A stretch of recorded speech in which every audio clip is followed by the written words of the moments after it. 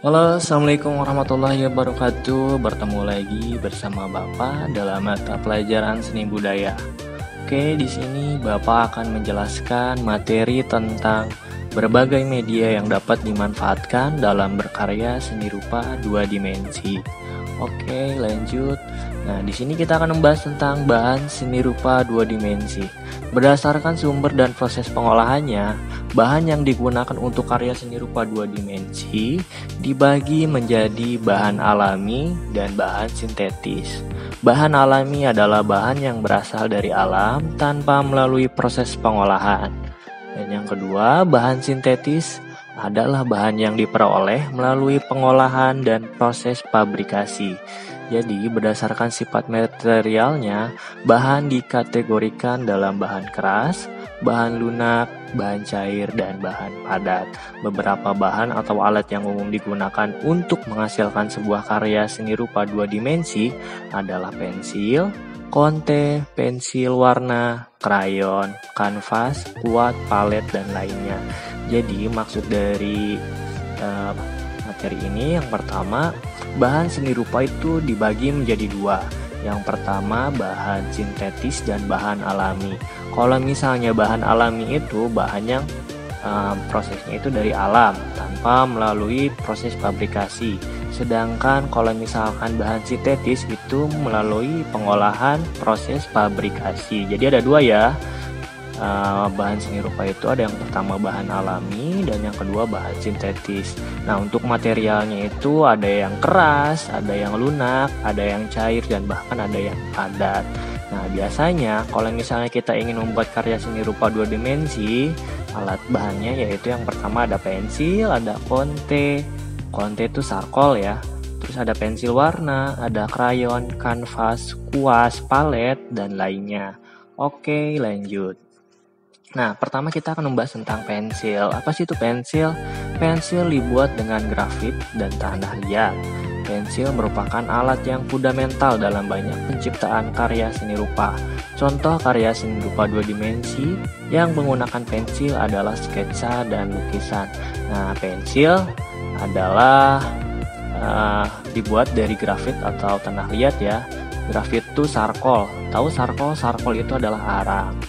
Nah, di sini juga pensil itu sangat fundamental, banyak sekali penggunaannya, baik itu untuk menulis, baik itu membuat sketsa dan lain-lain. Nah, lanjut untuk materi berikutnya adalah konte.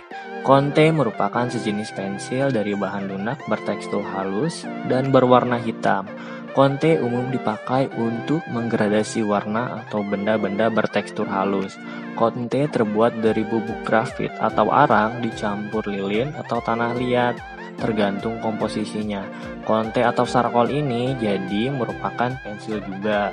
Nah, biasanya kalau misalnya konte itu ada berapa jenis. Yang pertama ada yang serbuk, ada yang padat juga, dan biasanya juga pensil konte ini berbeda dengan pensil ya. Kalau misalnya konte itu biasanya tidak dibungkus dengan lapisan kayu. Kalau misalnya pensil itu dibungkus dengan lapisan kayu.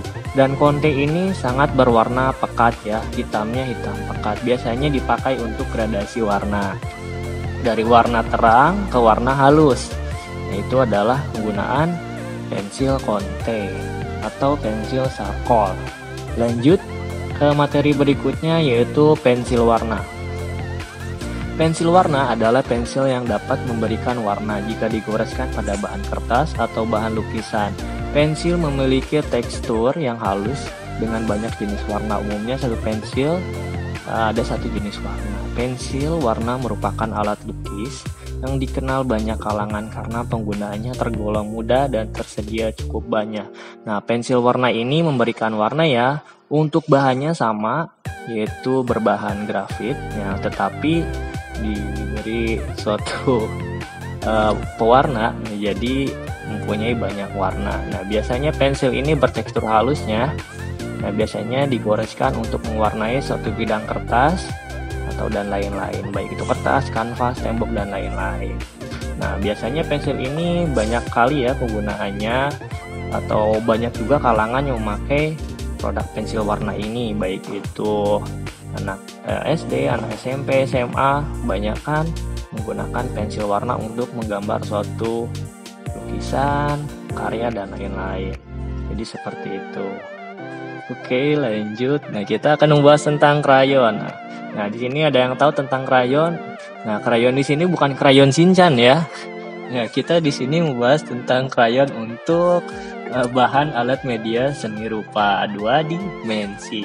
Nah, krayon adalah alat gambar berbentuk seperti pensil yang terbuat dari lilin berwarna air, talek, atau kapur.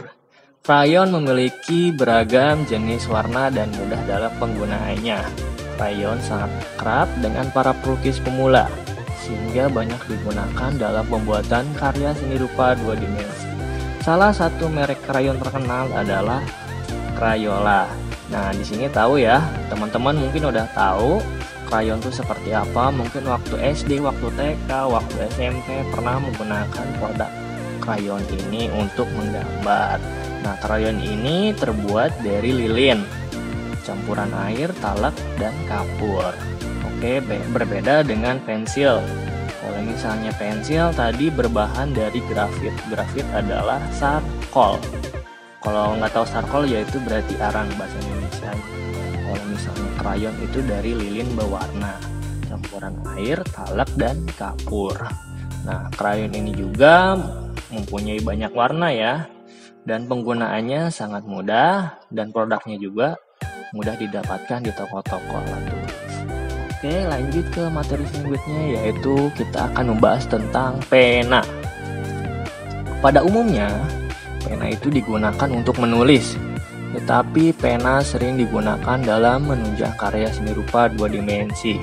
Pena berbentuk seperti pensil, yang bahannya terbuat dari tinta, di mana tinta yang ada di dalam pena sering didominasi dengan warna hitam, biru, dan merah. Nah, kalau misalnya kalian menulis buku, menulis cerpen, dan sebagainya pasti menggunakan pena ya.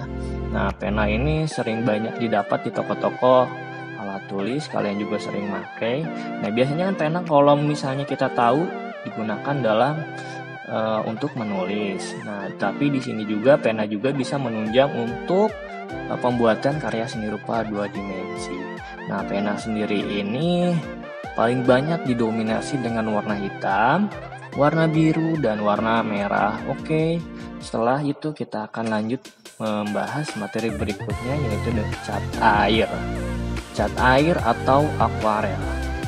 Cat air pewarnaannya dengan sapuan yang tipis, sehingga hasil warnanya hampar, transparan, dan mudah larut. Cat air biasa diartikan dengan cat basah.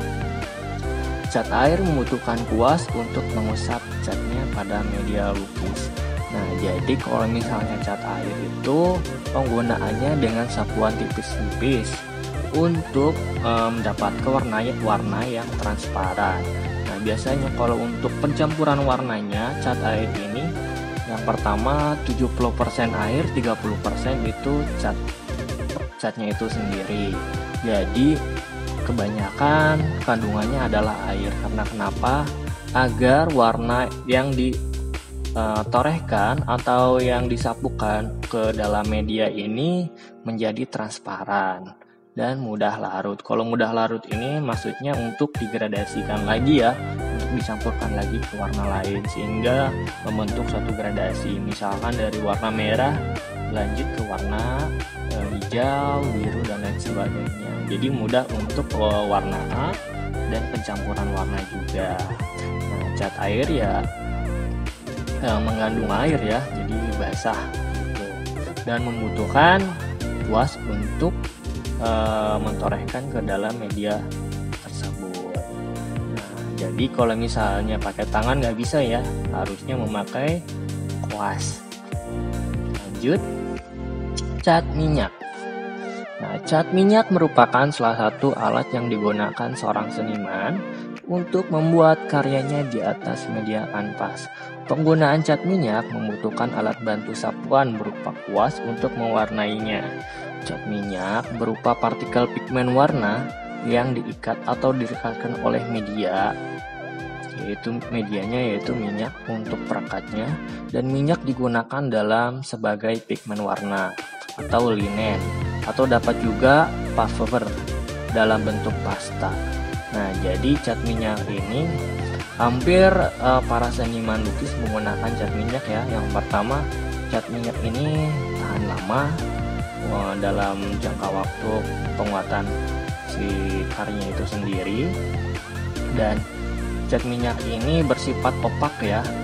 Opak itu tebal, berbeda dengan cat air tadi. Kalau misalnya cat air ini bersifat transparan karena mengandung banyak air dan campurannya air ya, karena cat air campurannya air. Kalau misalnya cat minyak, yaitu campurannya adalah minyak untuk mengikat pigmen warna tersebut. Nah, cat minyak ini biasanya bersifat opak ya, saya ulangi lagi, bersifat opak yaitu tebal, berbeda dengan cat air yang bersifat transparan. Nah, biasanya cat minyak ini kadang berbentuk pasta, ada juga berbentuk bubuk juga, dan lain sebagainya. Oke, lanjut ke materi berikutnya, yaitu kanvas. Kanvas adalah kain yang berlapis cat dicampur lem, merupakan yang terbuat dari kain tipis sampai kain tebal dan kuat. Bahan ini dipergunakan untuk membuat layar dan terutama dasar lukisan. Seorang seniman sebelum melukis membentangkan kain kanvas di atas kayu batangan yaitu seperti spantram. Nah, jadi kanvas ini terbuat dari lapisan kain yang dicampur lem ya. Karena kenapa? Karena supaya kuat, dan biasanya kainnya ini sangat tebal. Kalau kita tahu ya, kalau misalnya kain kanvas ini tebal ya, kadang dari teman-teman juga mempunyai jaket berbahan kanvas pasti itu tebal gitu kan. Nah, sama juga kanvas ini juga. Karena kenapa? Diharuskan yang tebal karena supaya kuat ya, untuk karyanya itu sendiri tahan lama hingga bertahun-tahun. Nah, biasanya kalau misalnya seorang seniman ingin melukis suatu karya, nah biasanya dia membuat spantram, yang dimana spantram ini adalah frame untuk menempelkan si kanvas tersebut ke dalam frame tersebut. Nah, yaitu spantram namanya ya. Oke, sejauh ini bisa dipahami. Dilanjut dengan materi kuas. Nah, kuas lukis. Kuas untuk melukis beragam macamnya, bisa dikelompokkan beberapa kelompok menurut bentuk bulu kuas. Diantaranya adalah bulat lancip, bulat tumpul, persegi rata, persegi lancip, besar, dan ukurannya tiap merek tidak sama ya. Umur bisa sama tetapi besarnya bisa beda. Nah, kegunaan masing-masing kuas tidak sama. Misalkan bulat lancip untuk mengerjakan yang rumit, sedangkan untuk persegi yang rata biasanya untuk bidang lebih lebar, cocok untuk mengeblok bidang lukisan. Kalau misalkan yang stick, kuas stick dapat dijadikan dua kelompok, yaitu kelompok sedang dan kelompok panjang. Masing-masing kelompok digunakan pada tingkat kesulitan masing-masing dan bisa berbeda cara jarak memegangnya pada batang kuas. Untuk mengeblok kanvas, cara memegangnya bisa berbeda pada saat pendetailan lukisan. Juga berbeda dengan cara memegangnya pada saat detail terakhir atau finishing lukisan. Nah, kalau misalnya kalian tahu ya, kuas ini banyak macamnya ya. Jadi nggak cuman flat, rata yang tadi udah dijelaskan. Jadi ada yang lancip, ada yang bulat, ada yang rata, dan lain sebagainya. Bahkan ada yang roll. Nah, kalau misalnya yang sering pakai lukisan tuh perempuan ya, kadang kalau misalnya dia menyapukan bedak ke wajahnya itu kan biasanya pakai kuas. Benar ya Bu ya? Jadi seperti itu. Nah, jadi kuas tuh banyak perbedaannya ya. Ada yang lancip, ada yang bulat, ada yang tumpul, ada yang persegi rata, dan lain. Intinya banyak ya. Tiap kuas ini berbeda-beda kegunaannya. Kalau misalnya yang flat, yang rata, yang biasa kita sering jumpa kalau misalkan mengecat tembok, nah itu biasanya untuk mengeblok. Nah, kalau misalkan yang lancip itu biasanya untuk pendetailan, biasanya untuk mensket, menggambar dan sebagainya. Intinya untuk line, kita membuat garis. Kalau misalnya yang flat itu biasanya untuk pengoblokan. Nah, kalau misalnya yang tumpul, nah itu biasanya untuk gradasi warna. Nah, intinya banyak penggunaannya untuk kuas itu sendiri. Oke, lanjut. Nah, kita akan membahas tentang palet. Palet adalah tempat untuk menampung cat yang digunakan ketika melukis. Selain itu juga, palet berfungsi untuk mengoplos atau mencampur warna. Pada dasarnya, semua permukaan yang rata dan datar dapat dijadikan palet, asalkan ukurannya lebar untuk menampung kurang lebih 10 warna. Hindari penggunaan palet dari triplek karena cat mudah terserap pori-pori triplek dan akhirnya mengering. Nah, palet adalah alat untuk melukis ya. Nah, di sini palet digunakan untuk menampung cat. Selain untuk menampung cat juga, palet juga untuk mengoplos cat juga ya, cat atau warna. Nah, biasanya palet ini ukurannya lebar ya. Karena kenapa? Karena untuk banyak menampung warna tersebut. Nah, di sini juga kalau misalnya kalian ingin membuat palet, diusahakan jangan terbuat dari bahan kayu atau bahan yang berbentuk kayu buatan seperti triplek, MDF dan lain sebagainya. Karena kenapa? Kalau misalkan kayu itu mempunyai banyak pori-pori, yang dimana pori-pori tersebut pasti bakal menyerap cat itu sendiri sehingga mudah kering. Makanya kalau misalnya kalian memakai palet, diusahakan berbahan plastik atau bahan berbentuk gelas. Gelas itu kaca ya, seperti itu. Nah, sejauh ini bisa dipahami. Oke, lanjut ke materi berikutnya, yaitu komputer. Nah, kenapa sih komputer? Nah, di sini saya akan menjelaskan alat penunjang seni rupa yang terakhir, yaitu komputer. Komputer merupakan alat pendukung dalam pembuatan karya seni rupa 2 dimensi yang menggunakan teknik-teknik tertentu seperti gambar-gambar digital. Komputer bisa digunakan menjadi alat pendukung atau alat yang digunakan dalam pembuatan karya tersebut. Nah, biasanya kalau misalnya teman-teman lihat film animasi, terus wallpaper yang ada di HP kalian, nah itu dibuat dalam komputer itu sendiri ya. Jadi komputer ini bisa juga sebagai pendukung, bisa juga membuat karya itu sendiri. Jadi seperti itu. Kalau misalnya pendukung, kalau misalnya kita ngebuat karyanya manual dulu di kertas, lalu diekspor ke komputer, lalu diolah dalam suatu aplikasi. Aplikasinya bisa berupa Corel. Mungkin kalau misalnya teman-teman tahu aplikasi Corel Draw itu seperti apa. Terus selain Corel Draw itu juga ada Illustrator, terus ada juga ya banyak ya, Photoshop dan lain sebagainya.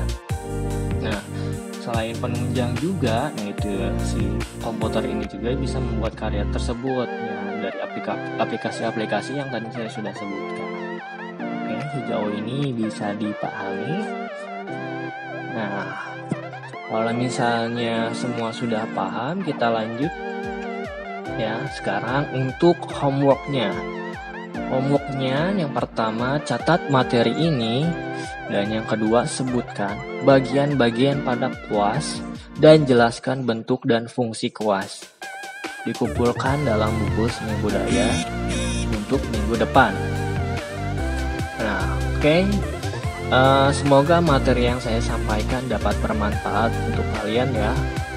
Saya akhiri untuk kelas ini. Saya tutup. Billahi taufiq wal hidayah. Wassalamualaikum warahmatullahi wabarakatuh.